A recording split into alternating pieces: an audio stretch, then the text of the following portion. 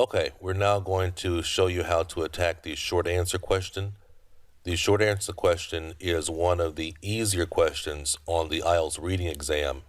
And so we're going to now explain to you the strategy and then give you a couple of examples of how to really attack and succeed on this question. So, some helpful information. This question goes in order, which means that after number 5, you'll find number 6. After number 6, you'll find number 7. This is one of the easier question types to do, and it is an open answer question, which means you'll have a sentence with a question mark at the end, and your job is to find the word or words that answer the question.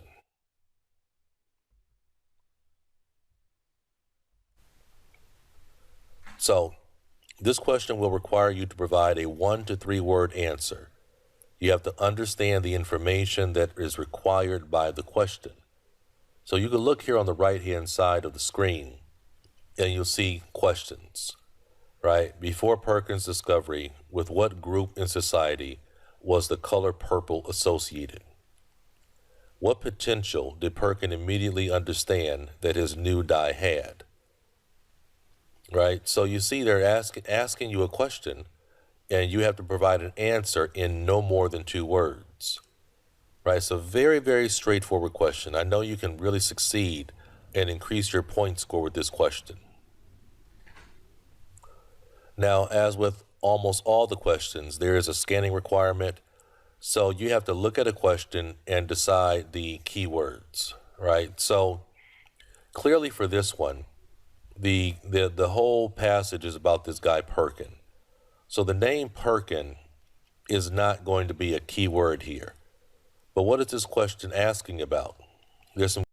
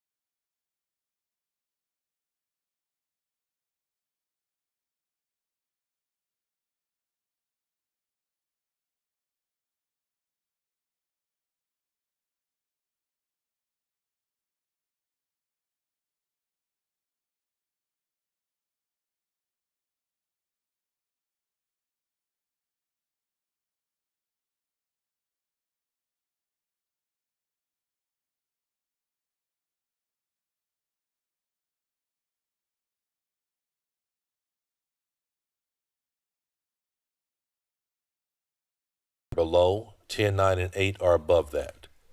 So you have to really recognize synonym language when you're doing this kind of question, because very often the words or language that they use in the questions in the passage might be different. So as I told you, this is a short or open answer question. So in terms of strategy, you have to make sure that you first examine all the questions, identify the keywords, start with the easiest question first, scan for the passage match, and then apply the question strategy. That's what we're doing here. That's what you need to do every single time when it comes to question strategy for the short answer or open answer question. So let's look at this here. Right here, what I've done is I have, you have the questions and you have the language from the passage that applies to the question, right? And again, if you want to review, you can see the strategy right there on the right-hand side, right? If you just want to review the strategy again, I'm always putting it there on the right side for you to take a look at. For what period of time has hearing loss in school children been studied in New Zealand? Right. So if I'm scanning, I'm going to look for a sentence that has talks about school children, hearing loss, and some type of time period. Right. So when I look at this question, I can see that this is the sentence that I should be looking for, the sentence I should have found, because I see hearing loss, I see New Zealand, I see children, and I see my time period, which is the answer, 2 decades. In addition to machinery loss, what other type of noise can upset children? So this one was easy. I just have to find machinery noise. And when we look at this sentence, we can see those experiencing these disorders often find sounds such as crowd noise and noise generated by machinery painful and distressing. So my answer my answer is going to be crowd noise. Now, according to the directions, I could write 2 words. So that means that writing crowd noise is acceptable.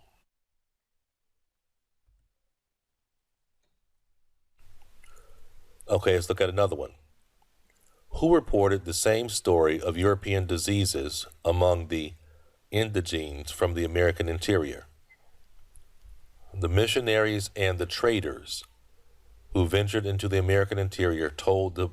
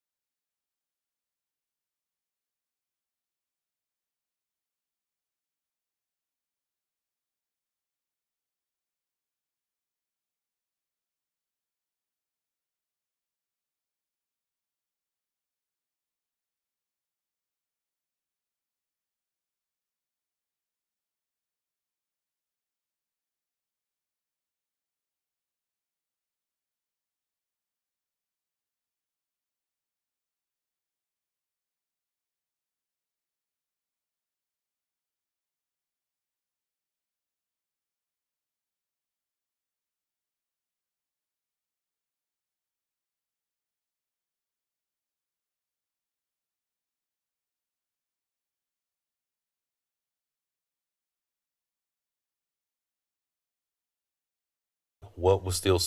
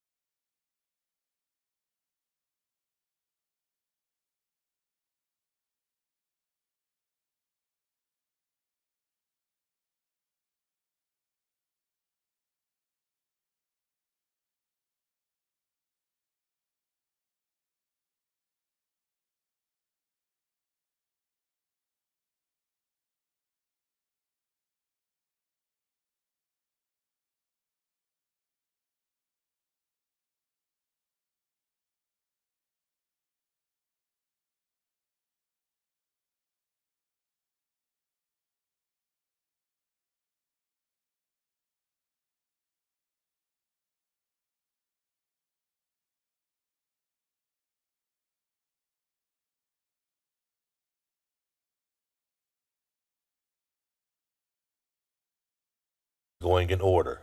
6 is in this paragraph, 7 in this paragraph, 8 is in the final paragraph.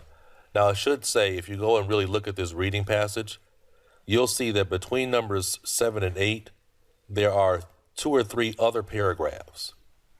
So it doesn't necessarily mean that it's going to be in the very next paragraph. Number 7 is in paragraph 3, I think, and number 8 is in paragraph number 6 or 7. So there can be paragraphs between the questions.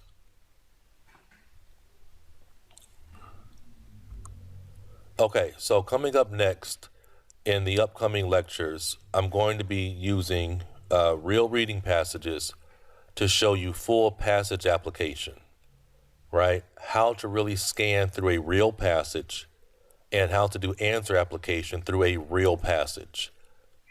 Because I know for some of you, you're looking at it and saying, well, how did you find that right sentence? How did you locate that sentence? In the upcoming lectures, I'm going to be using real passages to show you how to scan, how to pull out the keywords, how to scan, and how to apply the strategy to a full passage. Okay? So take care, and I look forward to talking to you soon.